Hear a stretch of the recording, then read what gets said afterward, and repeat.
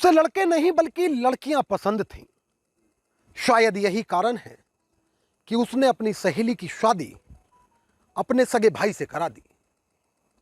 इतना ही नहीं, कहा यह भी जाता है कि अक्सर भाई के सोने के बाद भाभी अपनी ननद के कमरे में सोने चली आती थी।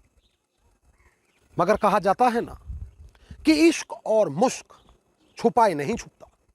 शायद यही कारण है कि अब पत्नी और बहन के इस रिश्ते की भाई को भनक लग गई। मगर उस वक्त कौन सोच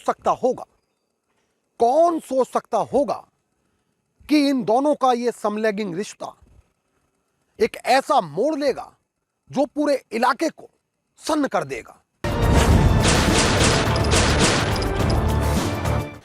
नमस्कार, आदाब दोस्तों, मैं आपका साजिद सैफी हूं और आप हमारी खास पेशकश बेपर्दा देख रहे हैं।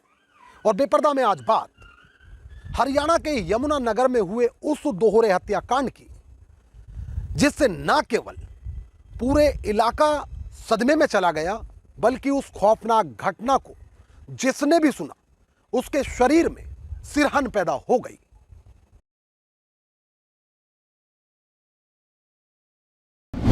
तारीख 23 जून 2024, हुआ दोपहर के करीब 2 बजे। स्थान यमुनानगर, हरियाणा। इंस्टाग्राम पर दबंग स्टाइल को लेकर पहचानी जाने वाली वीआईपी नवाब के नाम से मशहूर काजल आज सुबह जरूरी काम से घर से निकली है और फिल वक्त वह बाजार में खरीदारी कर रही है। मगर ये क्या, अचानक उसके पॉकेट में रखे मोबाइल का फोन रिंगिंग करने लगा।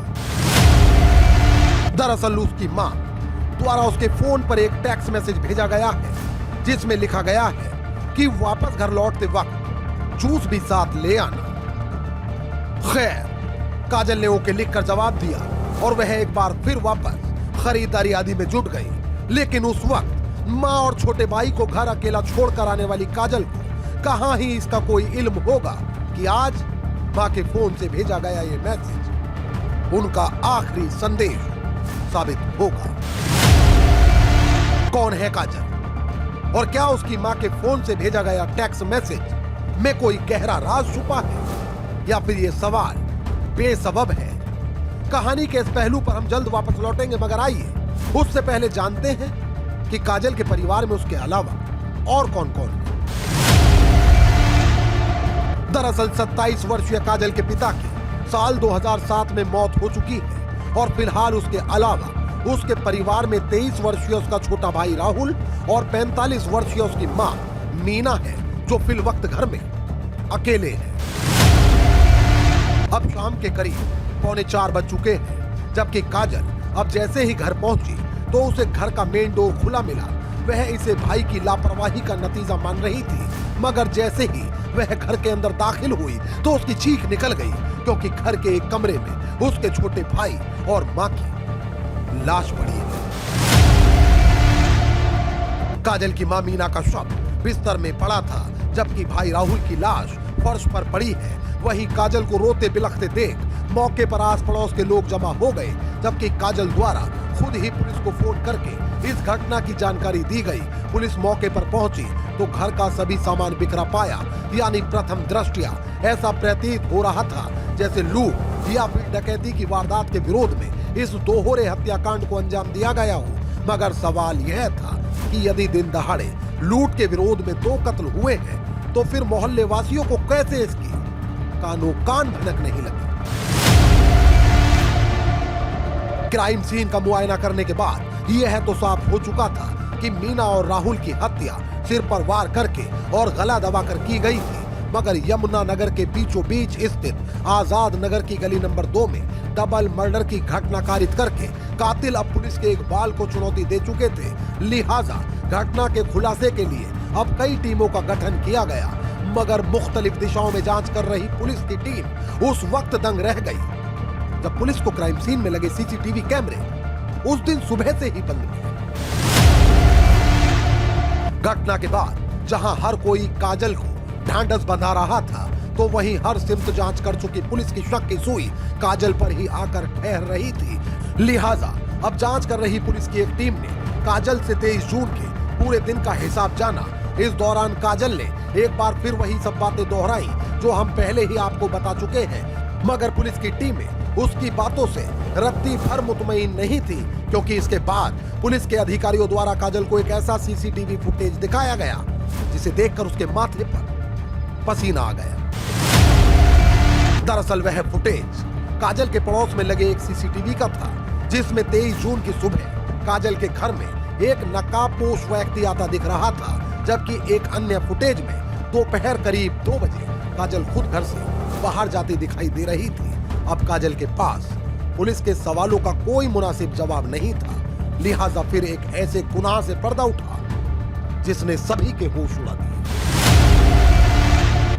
कहा जाता है कि इस लड़की को लड़की नहीं बल्कि लड़के की जिंदगी जीना पसंद था, मगर परिवार को यह कतई गवारा नहीं था। परिवार इसको लेकर अक्सर इसके साथ रोक टोक किया करता था, मगर उस वक्त इसकी खुद की मां और छोटा भाई कहां ही यह जानता होगा कि उनका यूं रोज रोज इसे टोकना रोकना इस हद तक नागवार गुजरेगा कि यह खुद ही उनके कत्ल की इबारत लिख डालेगी। कहा जाता है कि इस लड़की ने अपने ममेरे भाई के साथ मिलकर न केवल अपनी मां और भाई की खूनी स्क्रिप्ट तैयार की, बल्कि उसे अमली जामा पहनाने के लिए फुल प्रूफ प्लानिंग की गई। जिस दिन कत्ल की यह वारदात हुई तो उस दिन ये लड़की अपनी मां का मोबाइल लेकर घटना को अंजाम देने के बाद घर से निकल गई। कहा जाता है कि यह पुलिस की आंखों में धूल झोंक सके, इसलिए इस लड़की ने अपनी मां के मोबाइल से खुद के मोबाइल पर मैसेज भेजा और जूस मंगाने की बात कही। लेकिन कहा जाता है ना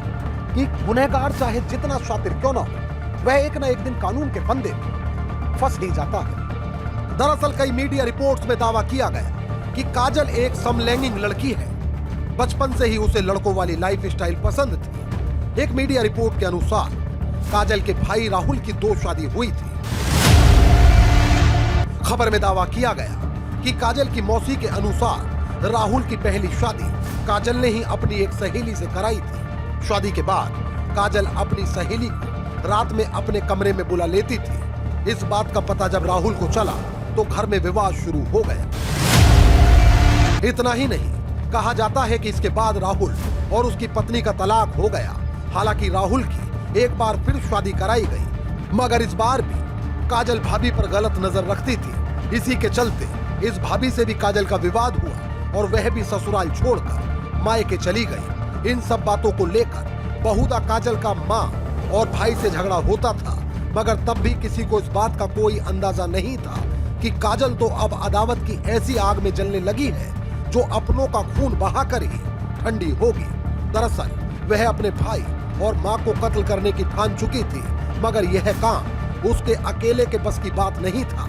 लिहाजा उसने अपने ममेरे भाई को यह कहकर अपने साथ शामिल किया कि यदि वह मां को मार देगा तो नानी की वह संपत्ति उसे मिल जाएगी, पूर्व में जिसकी वसीयत वह अपनी बेटी यानी काजल की मां के नाम कर चुकी थी। कहा जाता है कि इसके बाद इसका ममेरा भाई कृष भी इसके गुनाह में शरीक हो गया और 23 जून की सुबह वह नकाब पहनकर इसके घर में दाखिल हुआ। घर की दीवारें खून से लाल की जानी थी, इसलिए घर में लगे सीसीटीवी कैमरे बंद कर दिए गए। इसके बाद काजल ने खुद अपनी मां के पांव पकड़े और कृष ने उनका गला दबाकर हत्या कर दी। शोर सुनकर दूसरे कमरे से राहुल आया। कृष ने उसके सिर पर रॉड से जोरदार प्रहार किया। इस दौरान काजल ने अपने भाई के भी पांव दबा लिए तथा कृष ने उसका भी गला घोट दिया। इसमें इससे भी डरावना ये कि एक मीडिया रिपोर्ट में कहा गया कि काजल को अपनी मां और भाई की हत्या का कोई पछतावा नहीं, क्योंकि हत्याकांड को अंजाम देने के बाद उसने घर में रखे करीब 14 लाख के गहने अपनी स्कूटी की डिग्गी में रखे और बाहर निकल गई। इसके बाद वह ब्यूटी पार्लर गई और यहाँ उसने अपने बाल स्ट्रेट कराए और फिर वापस लौटकर उसने सारा ड्रामा रचा। कातिलों ने बहुत शातिराना अंदाज में यह वारदात कारित की थी, मगर कहते हैं ना कि गुनहगार को अंततः अपने गुनाहों की सजा भुगतनी ही होती है। यही हुआ इन शातिरों के साथ भी, क्योंकि पुलिस ने इन्हें गिरफ्तार कर इनके चेहरों को बेपर्दा कर दिया। दोस्तों, आज की ये सच्ची घटना हरियाणा के यमुनानगर से है। इस घटना को लेकर आपकी क्या राय है, वह आप हमें कमेंट करके जरूर बताएं। और यदि आप हमारी स्टोरी पसंद करते हैं तो हमें सपोर्ट कीजिए। हमारी खबर के लिंक को अपने दोस्तों और रिश्तेदारों में भी शेयर कर दीजिए। मोहित भाटी के साथ अमजद राना, क्राइम स्टोरीज अड्डा। तो दोस्तों फिल वक्त मुझे दीजिए इजाजत, लेकिन यदि आप क्राइम स्टोरीज अड्डा पर बेपर्दा के और भी एपिसोड देखना चाहते हैं तो हमारे चैनल को तुरंत सब्सक्राइब कर लीजिए, बेल आइकॉन दबा दीजिए। इस रिपोर्ट को लेकर आपकी क्या राय है वह आप हमें कमेंट करके जरूर बताएं। और यदि आप चाहते हैं कि हमारे चैनल पर क्राइम स्टोरीज का सिलसिला आगे भी बदस्तूर मुसलसल जारी रहे तो हमें सपोर्ट करिए, हमारे वीडियोस को ज्यादा से ज्यादा लाइक और शेयर करिए। एक और नई कहानी के साथ हमारी आपसे फिर होगी मुलाकात और क्राइम स्टोरीज अड्डा पर फिर एक नया चेहरा होगा बेपर्दा। तब तक के लिए आदाब, नमस्कार, जय हिंद।